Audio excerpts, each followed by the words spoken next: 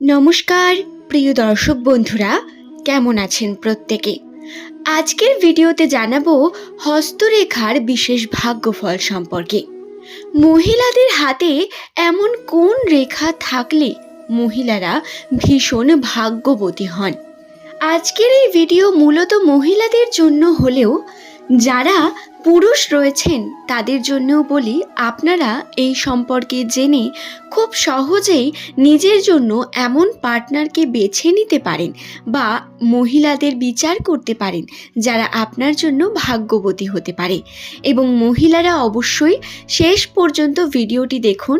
আমি আপনাদের হস্তরেখা বিচারের যে ভিডিও সম্পর্কে জানাবো সেটি একটুও স্কিপ না করে দেখার চেষ্টা করবেন, কারণ এই আলোচনাগুলি সম্পূর্ণ আপনাদের জন্য করা হয়। আমি সম্পূর্ণ একে বিষয়টিকে বুঝিয়ে দেবো আপনাদের সামনে, এবং আপনাদের হাত আপনাদের সঙ্গেই আছে। আপনারা নিজেদের হাতের সঙ্গে ভিডিওর বলা কথাগুলোকে মেলাবেন এবং বুঝে নেবেন আপনি কতটা ভাগ্যবতী কিংবা আপনার ভাগ্যে কি রয়েছে। মহিলাদের হাত সম্পর্কে যেহেতু বলবো, সেহেতু এক্ষেত্রে একটি নিয়ম বর্তমান। মহিলারা লাকি কি লাকি নয় এটা বুঝবেন যাদের বাঁ হাতে আমার বলা কথাগুলি মিলবে, তারা 100% এর ফলাফল দেখতে পাবেন। আর যাদের ডান হাতে আমার বলা কথাগুলি মিলবে তারা 50% পাবেন। যদি আপনার দুটো হাতেই মেলে তাহলে আলাদা ব্যাপার, কিন্তু বাঁ হাতে মেলা অত্যন্ত পজিটিভিটির লক্ষণ। এটা 100% ফল দেয় মহিলাদের জন্য। তবে যদি বাঁ হাতে কোনো কারণে এই জিনিসটা না মেলে, আপনারা ডান হাতকেও একবার পরীক্ষা করে দেখবেন, সেটাও 50% ফল দেওয়ার সম্ভাবনা রাখে। তাহলে আসুন বন্ধু, আর দেরি না করে আমরা ভিডিওর মূল পর্বে প্রবেশ করি। ফার্স্টেই আপনাদের বলি, যাদের হাতের চন্দ্রের স্থান উঁচু এবং ফোলা বা গোলাপি আভাযুক্ত হয়, মহিলারা তাদের হাত প্রধানত নরম এবং সুন্দর হয়ে থাকে। কিন্তু অনেকের আবার চন্দ্রের স্থান উঁচু না হয়ে ফ্ল্যাট প্রকৃতির হয়।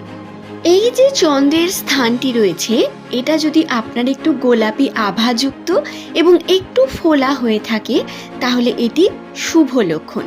তবে এক্ষেত্রে কয়েকটি নিয়ম রয়েছে। এখানে কোনো অশুভ চিহ্ন থাকা যাবে না, তবেই এটি শুভ। অশুভ চিহ্ন অর্থাৎ কোনো কাটা চিহ্ন এখানে তৈরি হওয়া যাবে না। আবার কোনো জাল সৃষ্টি হলেও কিন্তু সেটা নেগেটিভিটির প্রতীক। এই স্থানে যদি কোনো মহিলার তিল থাকে তাহলে সেটি অশুভ চিহ্ন। আবার যদি এই স্থানে রেখা বারংবার একে অপরকে ক্রস করে তাহলে এটাও অশুভ একটি আভা লক্ষ্য করা যায়, অশুভ একটি ইঙ্গিত দেয়। চন্দ্রের এই স্থান আপনাদের জন্য অত্যন্ত গুরুত্বপূর্ণ। যদি এই স্থান আপনার উঁচু এবং অশুভ চিহ্ন মুক্ত হয়ে থাকে তাহলে আপনি কিন্তু খুবই সৌভাগ্যবতী একজন মহিলা। শুধু সৌভাগ্যবতীই নয়, যেই বাড়িতে আপনার স্থান হবে সেই বাড়িতে আপনি উন্নতি নিয়ে যাবেন। সেই বাড়ির আর্থিক ক্ষেত্র আপনার উপর অনেকটা নির্ভর করবে। আপনি সেই বাড়িতে পজিটিভিটিকে বৃদ্ধি করতে পারেন নিজের শুভ চিন্তা ভাবনার মাধ্যমে। দ্বিতীয়ত বন্ধুরা, ভিডিওতে দেখানো চন্দ্রের স্থানের পর থেকে যে উঁচু পর্বত চন্দ্রের স্থানের, সেখান থেকে যদি একটি লাইন উঠে যায় বা একটি রেখা উঠে যায় শনির পর্বত পর্যন্ত বিস্তৃত হয়ে, তাহলে এটি অত্যন্তই শুভ একটি রেখা। আপনাদের বলি, হাতের মাঝে দেখুন একটি সোজা রেখা রয়েছে। এই সোজা রেখাকে বলা হয় ভাগ্যরেখা। এই সোজা রেখাটি যদি চন্দ্রের পর্বত থেকে উঠে শনির পর্বত পর্যন্ত বিস্তৃত হয় এক টানা, তাহলে এটি অত্যন্তই শুভ একটি লক্ষণ। অথবা ভাগ্যরেখাটি যদি চন্দ্র পর্বত থেকে উঠে একটু থেমে যায় এবং সেখান থেকে আবারও একটি শাখা শনির পর্বতের দিকে চলে যায়, তাহলে সেই স্ত্রীরা স্বামীর ঘরে অনেক বেশি উন্নতি করেন, স্বামীর ঘরে ধন ধান্য সম্পদে ভরিয়ে তোলেন। এই ভাগ্যরেখা আমাদের জন্য অত্যন্তই গুরুত্বপূর্ণ হয়ে থাকে। এটা প্রধানত আমাদের শুভ ধন সম্পদকে ইঙ্গিত করে। এই রেখা যে সমস্ত স্ত্রীদের হাতে স্পষ্টভাবে উঠে যায় এবং শনির পর্বত পর্যন্ত যদি পৌঁছে যায়, তাহলে এরা অত্যন্ত ভালো ব্যবসায়ী হয়ে থাকে। নিজেদের ডেভেলপ করার জন্য এরা সর্বদা পরিশ্রম করতে পছন্দ করেন, নিজেদের ডেভেলপ করতে চান, অন্যের উপর ডিপেন্ড হয়ে থাকতে পছন্দ করেন না এই মহিলাটা।